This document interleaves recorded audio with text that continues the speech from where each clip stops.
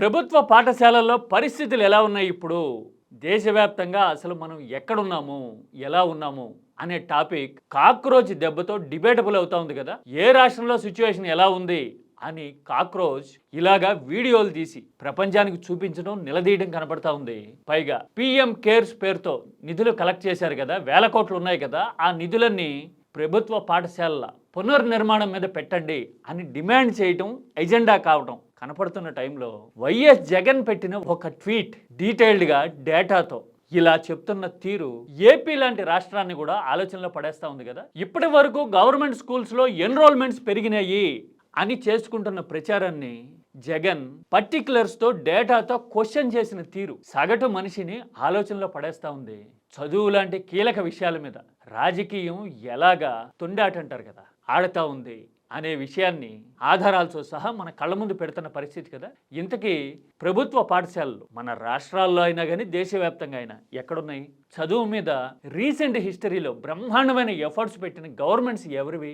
ఏ ముఖ్యమంత్రులు చేశారు? ఇవి తెలిస్తే గనక మన బిడ్డల భవిష్యత్తు మీద అక్కడతో ఎవరు పనిచేశారో అనేది అర్థమవుతుంది కదా. పైగా చిన్నపిల్లలకు ఓట్లు ఉండవు కదా, ఓట్లు లేని సెక్షన్స్ మీదే ఎఫర్ట్ పెట్టారు అంటే సమాజం మీద ప్రేమ ఉన్నట్టు కదా. అందుకోసమే నిజానిజాలతో పాటు నిజాయితీ కూడా తెలుస్తుంది. ఇప్పుడు మనం మాట్లాడుకోబోతున్న సబ్జెక్ట్ చూస్తే మరి చూద్దామా?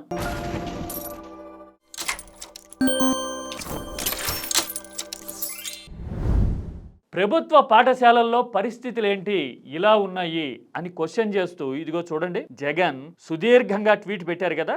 మొత్తం ఇందులో డేటాతో పాటు అసలు వాస్తవాలు ఇవి అని చెప్పే లాజికల్ కంపారిజన్స్ కూడా ఉన్నాయి. ఇదిగో చూడండి, the state government has repeatedly claimed that over 1.10 lakh students have shifted from private schools to government schools, portraying it as evidence of growing public confidence in government education. Recent గా ఏపీలో ప్రభుత్వం private పాఠశాల నుంచి ప్రభుత్వ పాఠశాలల్లోకి 1,10,000 మంది పిల్లలు వచ్చేశారు, అసలు ప్రభుత్వ విద్యా వ్యవస్థను అద్భుతం చేసేసాము అని చెప్తా ఉందట. కానీ నిజమేంటో తెలుసా అని మొదలు పెట్టారు కదా. ఏంటి నిజం? ఇదిగో చూడండి, UDISE unified district information system for school education, ministry of education, government of India. అంటే కేంద్ర ప్రభుత్వ లెక్కల ప్రకారం ఎప్పటికప్పుడు డేటా తీసుకుని వాళ్ళు చూపించే ఉడైస్ డేటా అంటాం కదా, ఆ డేటా ప్రకారంట 2023-24 అకాడమిక్ ఇయర్ని 2025-26తో పోలిస్తే చాలా విషయాలు తెలుస్తాయట. 2023-24లో అంటే తమ టెన్యూర్లో జగన్ ముఖ్యమంత్రిగా ఉన్న చివరి ఏడాదిలోట 40,50,116 మంది ఉండేవాళ్ళట గవర్నమెంట్ స్కూల్స్లో. ఇప్పుడు 25-26 అకాడమిక్ ఇయర్లోట 34,93,450 మంది మాత్రమే ఉన్నారట. 5,56,666 మంది స్టూడెంట్స్ తగ్గారట. పైగా గవర్నమెంట్ స్కూల్స్ కూడా 45,000 నుంచి 44,222కి తగ్గినాయట. ఇదేంటి, ఇన్ని లక్షల మంది ఎన్రోల్మెంట్ తగ్గిపోతే గవర్నమెంట్ స్కూల్స్ని వదిలేసి వెళ్ళిపోతే బ్రహ్మాండం చేస్తాము, 1,00,000 మంది పెరిగారు అని చెప్తున్నారేంటి అని క్వశ్చన్ చేస్తా ఉన్నారు. చూసారా? అంటే ప్రభుత్వ పాఠశాలలు అక్కడ పరిస్థితుల మీద జనంలో నమ్మకం సన్నగిల్లింది ఈ 2 ఏళ్లలో అనుకోవచ్చా? జగన్ చూపిస్తున్న డేటా ప్రకారం ఇదే విషయాన్ని సాక్షి ప్రముఖంగా ఫ్రంట్ పేజీలో రాసింది. ఈనాడు కూడా ఇదిగో ఇలా రిప్రజెంట్ చేయక తప్పని పరిస్థితి కదా. ఈనాడు కూడా రాయాల్సి వచ్చింది అంటే సగటు మనిషి ఆలోచించే విషయం ఇది అని అర్థం చేసుకోవాల్సిందే కదా. జగన్ విషయాన్ని ఇంతలా రాసింది ఈనాడు అంటే, అవునా కదా? ఆ తర్వాత తమ హయాంలో ఏం చేశాము అనే విషయాన్ని జగన్ ఇదిగో ఇంత డీటెయిల్డ్గా a transformative era in government school education అని చెప్తా ఉన్నారు. చూసారా? నాడు నేడు మనబడి పేరుతో 56,703 గవర్నమెంట్ స్కూల్స్లో పనులు చేశారట. ఫేజ్ 1లో ఇలా, ఫేజ్ 2లో ఇలా అని చెప్పి మొత్తం ఆ డీటెయిల్స్ చెప్పారు. ఆ తర్వాత బైజు లాంటి కంటెంట్ క్రియేటర్లను రంగంలోకి దించి పిల్లలకి మెరుగైన ఎడ్యుకేషన్ ఇచ్చేందుకు ట్రై చేశారట. ఆ తర్వాత స్మార్ట్ టీవీస్ లాంటి టెక్నాలజీ తీసుకొచ్చి టోఫెల్ లాంటి సిస్టమ్స్కి తగ్గట్టుగా పిల్లల్ని తయారు చేసేందుకు పునాదులు వేశాము అని చెబుతూ ఎప్పట్లాగే ఇదిగో డేటా పెట్టారు, ఆధారాలు చూపించారు. కాదంటే ఖండించండి అన్నట్టుగా సవాల్ విసిరారు కదా. జగన్ చెప్పిన లాజిక్లో నిజానిజాలేంటి న్యూట్రల్గా చెక్ చేస్తే వాస్తవాలు లోపాలు ఎలా కనపడతాయి అనేది నేను మాట్లాడతా. ఆ తర్వాత అసలు ఎడ్యుకేషన్ మీద బ్రహ్మాండమైన ఎఫర్ట్స్ పెట్టిన ప్రభుత్వాలు కానీ ముఖ్యమంత్రులు కానీ ఎవరు రీసెంట్ హిస్టరీలో అనేది కూడా డిస్కస్ చేద్దాం. దానికంటే ముందు దేశవ్యాప్తంగా ప్రభుత్వ పాఠశాలల పరిస్థితి మీద ఎలాంటి చర్చ జరుగుతుందో ఒకసారి టచ్ చేద్దాం. మళ్ళీ రీసెంట్గా ఇదిగో మీరు ఇప్పుడు ఈ వీడియో చూస్తున్నారు కదా, ఇదిగో చూడండి, కాంగ్రెస్ పార్టీ ఇలాంటి వీడియో పోస్ట్ చేసింది. ఆ పిల్లలకి కనీసం చెప్పులు కూడా లేవు. చూసారా? ఇది మన కీటాక్స్ లోనే చూపించాం కదా. కాక్రోచ్ జనతా పార్టీ అసలు స్కూల్స్ గురించి ఎందుకు మాట్లాడుతోంది అని తరచి చూస్తే ఇలాంటి దృశ్యాలు కనపడతా ఉన్నాయి. ఆడపిల్లలకి కనీసం టాయిలెట్లు లేనివి, ఇదిగో ఇలా స్కూల్కి వెళ్ళడానికి కనీసం చెప్పులు కూడా లేని పిల్లలు, ఇదిగో ఎప్పుడు కూలుతుందో పైకప్పు తెలియని ఇలాంటి పాఠశాలలు దేశవ్యాప్తంగా ఉన్నాయి అని ఓ పక్కన కనపడతా ఉంది. పైగా ఇప్పుడు రాష్ట్రాల వారీగా లెక్కలు తీస్తా ఉంది న్యూట్రల్ గా జనం కోసం పనిచేసే మీడియా. ఇదిగో చూడండి, రాజస్థాన్ లోట ఎడ్యుకేషన్ బడ్జెట్ 69,000 కోట్లు ఉందట.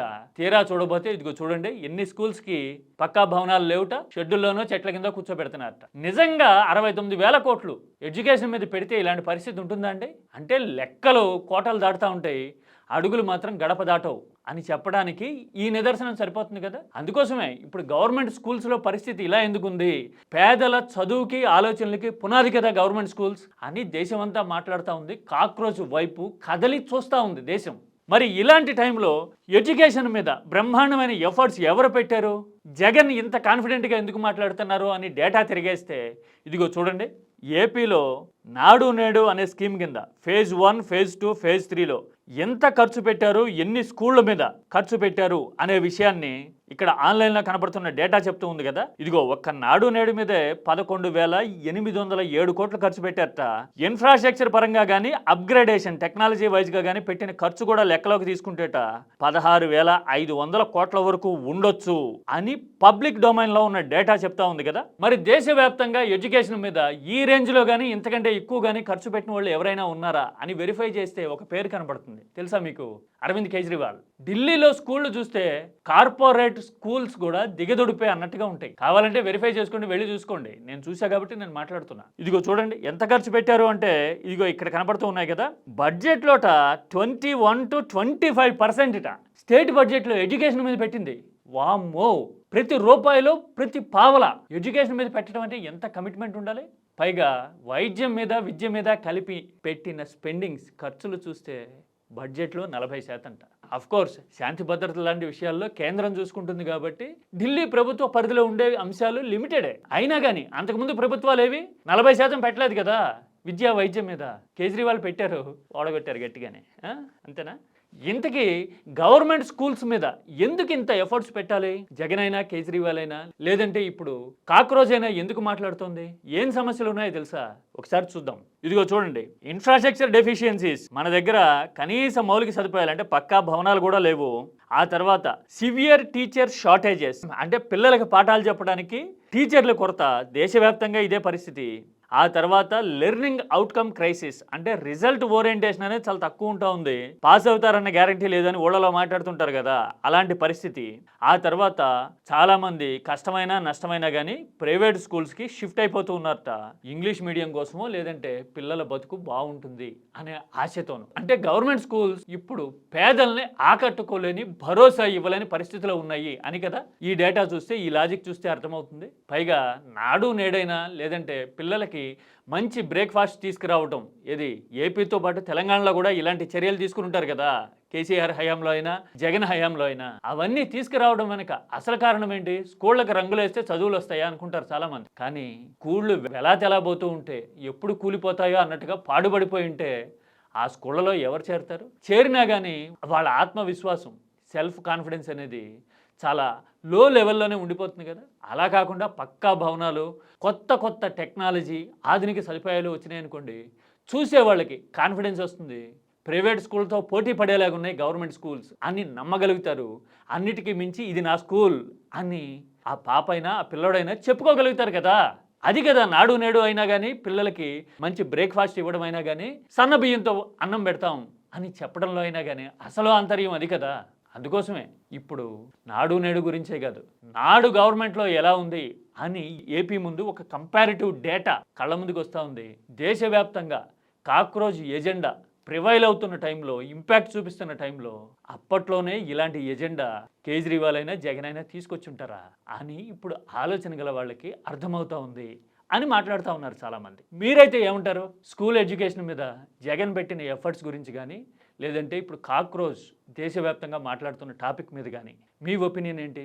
మీలో చాలామంది నాలాగే గవర్నమెంట్ స్కూల్స్లోనే చదువుంటారు. స్కూల్కి వెళ్ళడానికి రాను 5-6 కిలోమీటర్లు, పోను 5-6 కిలోమీటర్లు నడిచిన ఎక్స్పీరియన్సెస్ చాలామందికి ఉండుంటాయి కదా, అవి కూడా షేర్ చేయండి. ఈ జనరేషన్కి తెలుస్తుంది కదా. It's a kind of success story కదండి. అందుకోసం అడుగుతున్నా. Please do share your opinion. This is key talk.